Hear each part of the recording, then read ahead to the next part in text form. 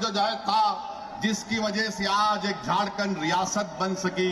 मैं आपके सामने खड़े होकर मेरे गयूर नौजवानों, जयपाल सिंह मुंडा का क्या पैगाम था।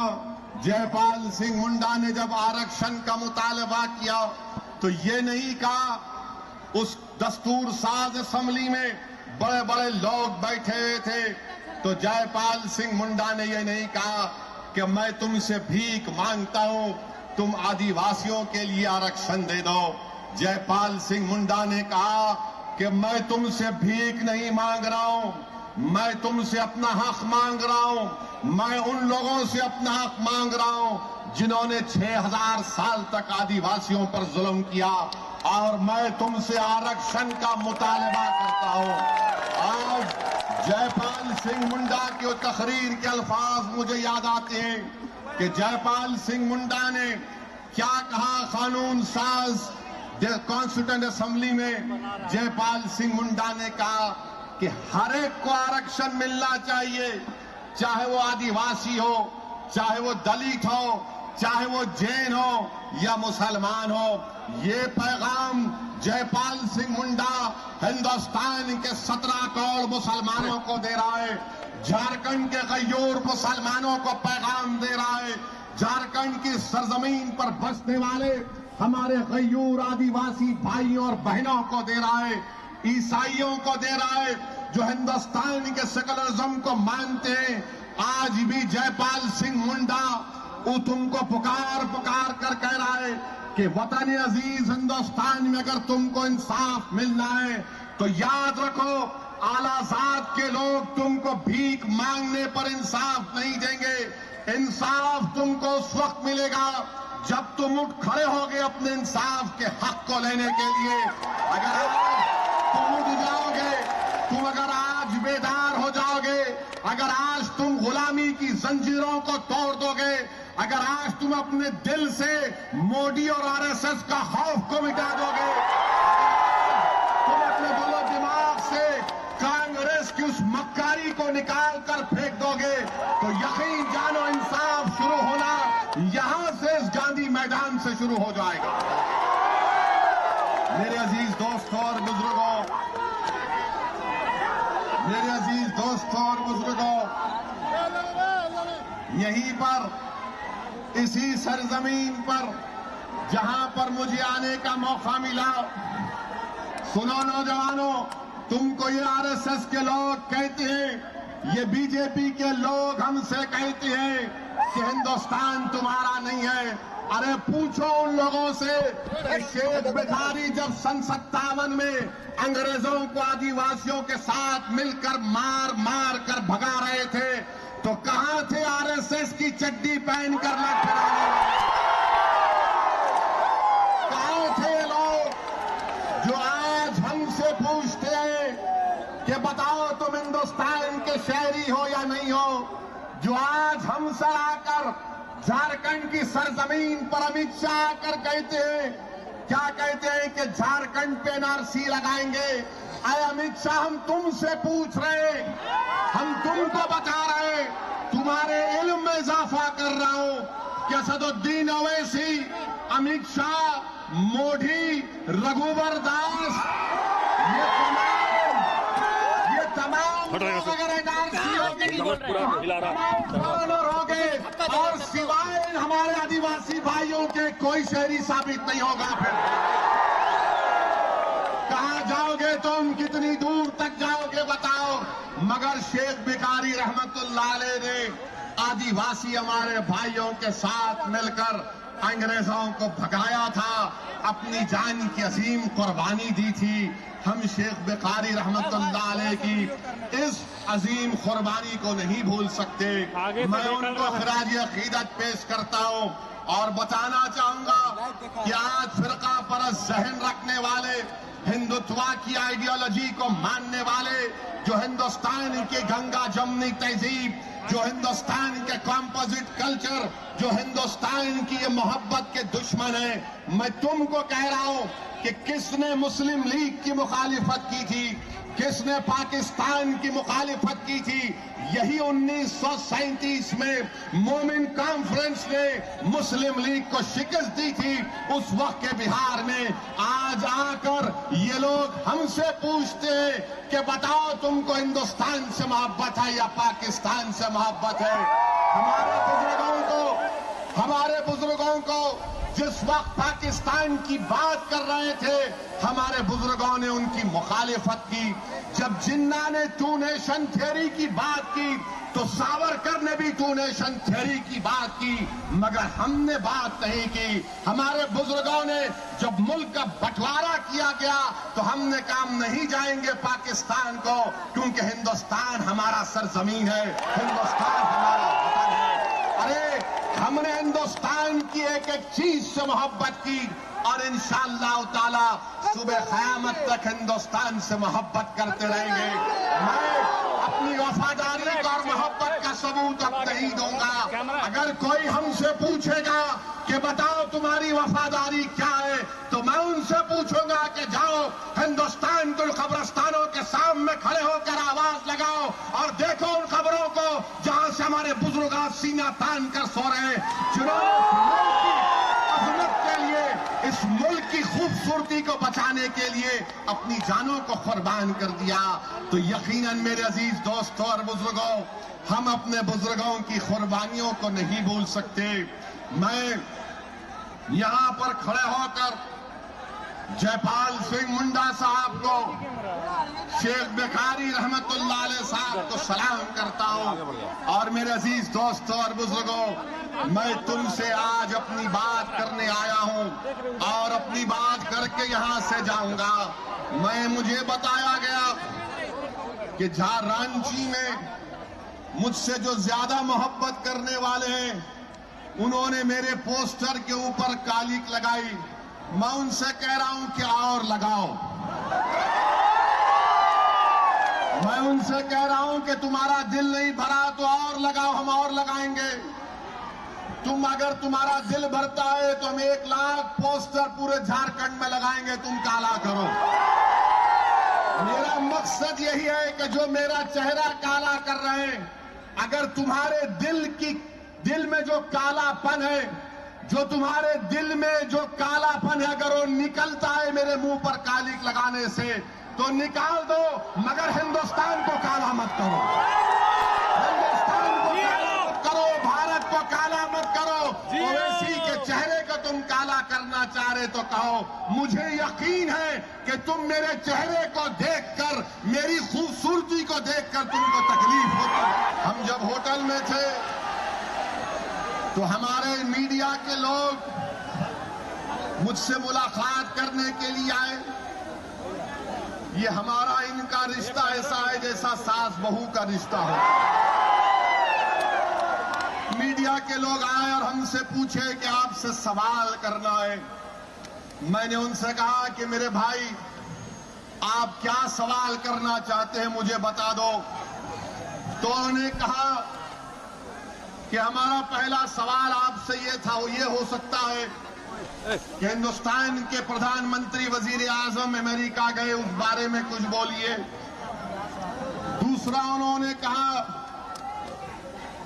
उन्होंने दूसरा मुझसे सवाल किया कि झारखंड में आप असेंबली इलेक्शन लड़ेंगे क्या।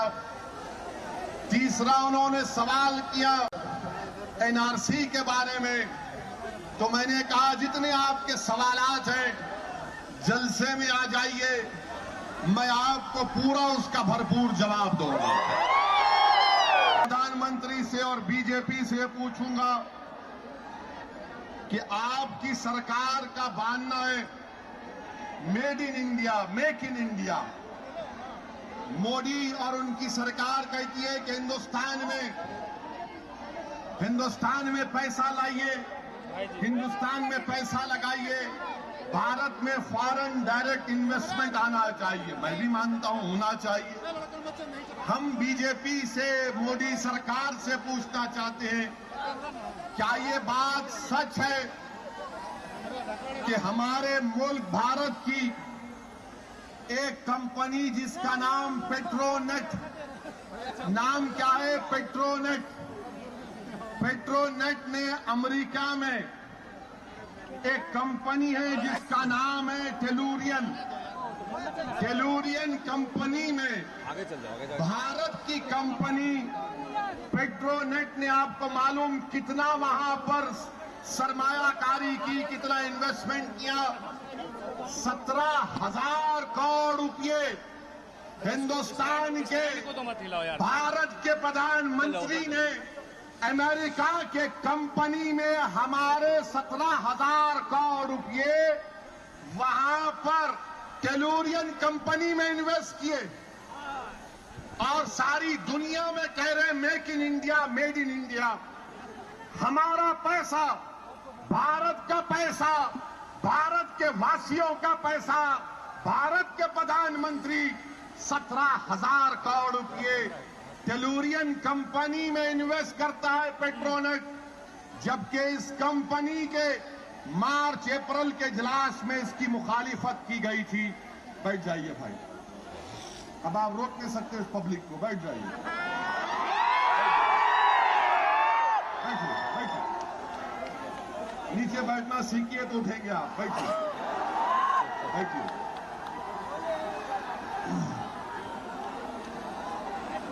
ये मोदी का जिक्र करते ही कुछ ना कुछ आ रहा है बीच में, ये ठीक नहीं। 17,000 करोड़ रुपए, 17,000 करोड़ रुपए वहां पर इन्वेस्ट किए गैस की कंपनी में। ये सिर्फ इन्वेस्टमेंट है, गैस खरीदने के लिए और पैसे देना पड़ेगा। अमेरिका से गैस ला रहे हैं, खरीदना, उसकी कीमत अदा करना और ट्रांसपोर्टेशन में उसके अलग पैसे देना। मैं समझने से कासिर हूं कि हमारे प्रधानमंत्री इतना पैसा 17,000 करोड़ रुपए अमेरिका की टेलुरियन कंपनी में क्यों इन्वेस्ट किए? तो मालूम हुआ, बैठ जाइए भाई फोटोग्राफर, बैठ जाइए, मत करिए। अगर इसके बाद कोई हुक्मान साहब अगर कोई उठेगा तो मैं बैठ जाऊंगा, अब आपकी जिम्मेदारी है, रुकना है इधर,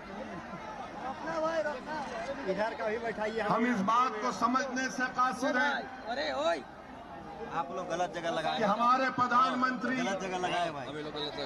खतर में कम पैसों में गैस मिलती है, मगर टेलुरियन कंपनी में क्यों 17,000 करोड़ रुपए लगा दिए गए?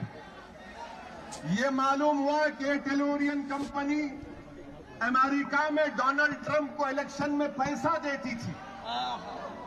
आपका पैसा, भारत का पैसा उस कंपनी में लगाया जा रहा है जो डोनाल्ड ट्रंप को इलेक्शन में इलेक्शन फंडिंग करती है, और फिर कहते हैं कि असदुद्दीन ओवैसी एंटी नेशनल है। हम पर शक किया जाता है। मैं हाथ जोड़कर भारत के प्रधानमंत्री से कह रहा हूं कि भारत का खून पसीने का ये पैसा है, टेलुरियन कंपनी में मत लगाइए। गैस खरीदना है, दुनिया के बहुत से देशों में गैस कम पैसों में मिलती है। आप हमारा पैसा ले जाकर ट्रंप की उस टेलुरियन कंपनी में लगा रहे हैं जो ट्रंप को पैसा देती है, जो भारत के ऊपर एक बहुत बड़ा फाइनेंशियल बर्डन होगा। हमारे मीडिया वालों, आपका पहला सवाल का जवाब मैंने दे दिया। सर जी अब दूसरा बात, हमारे मीडिया के लोगों ने पूछा कि असदुद्दीन ओवैसी, नरेंद्र मोदी ने अपनी तकरीर में, प्रधानमंत्री ने कहा कि अब की बार ट्रंप की सरकार, इसका क्या जवाब है? मेरा जवाब यही है कि जब झारखंड का असेंबली इलेक्शन आएगा और तुर्की का सदर जमहूरिया, वो मुजाहिद आजम जिसको हम तैयब एर्दोगान के नाम से जानते हैं, अगर वो तैयब एर्दोगान एक वीडियो भी जाएगा और कहेगा कि देखो झारखंड के जानने वालों, झारखंड के बसने वालों, हिंदुस्तान की रांची की सरजमीन पर एक मर्दे मुजाहिद है जिसका नाम हुब्बान मलिक है, तुम उसका साथ देना तो क्या होगा? पूरी मीडिया बोलेगी हमारे देश के मामलात में ये कौन होता है मदाखलत करने वाला? मीडिया वालों, आपको जवाब मिल गया ना? तो तैयार हो जाओ। हम तुर्की के सदर जमहूरिया तक अगर मेरी आवाज पहुंचती है तो पहुंचा दो कि जब झारखंड के असेंबली इलेक्शन आएगा, हम उम्मीद करेंगे कि तैयब एर्दोगान एक वीडियो भिजाएंगे 1 मिनट का और बोलेंगे Hubban Malik is a good man. पूरा टीवी मीडिया 24 घंटे हमारा निकाह करेगा, हमारा तलाक करेगा, हमारा वलीमा करेगा। आप करें तो बहुत अच्छा और हम करें तो बुरा। जो आपके लिए अच्छा वो हमारे लिए भी अच्छा, जो तुम्हारे लिए फायदेमंद वो मेरे लिए भी फायदेमंद। अब बराबरी की बात होगी, अब गुलामी की बात नहीं होगी, अब भीख नहीं मांगा जाएगा, अब हक लिया जाएगा। अब डर डर कर रो रो कर सिस्कियां लेकर घर में नहीं बैठेंगे, हिंदुस्तान की संविधान को इस्तेमाल करेंगे। वो संविधान जो बाबा साहेब अंबेडकर ने तुमको दिया, वो संविधान जो जयपाल सिंह मुंडा ने तुमको दिया। आगे बढ़ो, मंजलिस का साथ दो, हम इंसाफ की लड़ाई लड़ रहे हैं। मंजलिस किसी के मजहब के खिलाफ नहीं है, ना मंजलिस किसी मजहब के खिलाफ थी या रहेगी। हाँ, हम यकीनन उन लोगों के मुखालिफ थे और हैं और रहेंगे जो हिंदुस्तान के मुस्लिम ईसाई अक़लियतों को, जो वतन अजीज के हमारे बहादुर आदिवासियों को, जो हमारे गयूर दलित भाइयों को उनके हक से महरूम कर रहे हैं। मैं किसी के मजहब का खिलाफ नहीं हूं, मगर अल-ऐलान रांची के इस गांधी मैदान में खड़ा होकर कह रहा हूं, सुन लो मेरी इस बात को कि जब तक अल्लाह मुझे जिंदा रखेगा, मैं बीजेपी और आरएसएस का खिलाफ था और इंशाअल्लाह क्यों मुखालिफत करेंगे? क्योंकि ये लोग जयपाल सिंह मुंडा के ख्वाबों को चूकना-चूर करना चाहते हैं। ये लोग शेख भिखारी रहमतुल्लाह अलैह के ख्वाबों को चूकना-चूर करना चाहते हैं। और हम हिंदुस्तानियों का फरीजा ये है कि जिसके दिल में जयपाल सिंह मुंडा की मोहब्बत, जिसके दिल में अंबेडकर की मोहब्बत, जिसके दिल में शेख भिखारी की मोहब्बत, जिसके दिल में गांधी की मोहब्बत, जिसके दिल में हिंदुस्तान की मोहब्बत, उठो, अपने हक के लिए लड़ो, इस मुल्क को बचाओ, इस मुल्क की जमहूरियत को मजबूत करो। जमहूरियत को मजबूत करने का पैगाम मैं आपको देने आया हूं। तीसरा, हमारे मीडिया के दोस्तों ने पूछा कि ट्रंप ने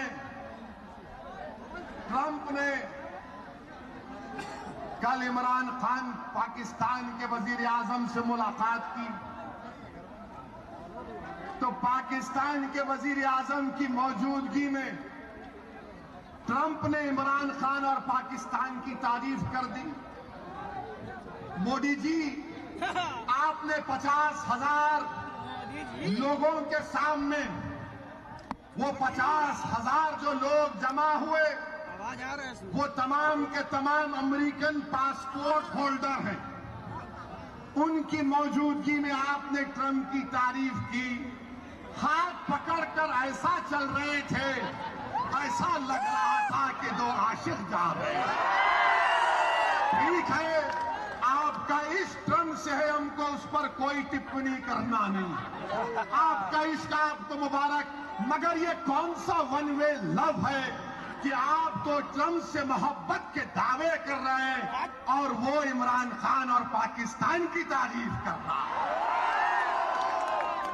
तो मोदी जी, हम आपसे कहना चाहेंगे, ये ट्रंप बड़ा चालाक है, ये ट्रंप बड़ा धोखेबाज है, ये ट्रंप इंसानियत और ये तमाम रवादारी का नहीं जानने वाला है। मोदी जी, ट्रम्प से दोस्ती कहीं हमको महंगी ना पड़ जाए। ट्रम्प से दोस्ती कहीं हमको महंगी ना पड़ जाए।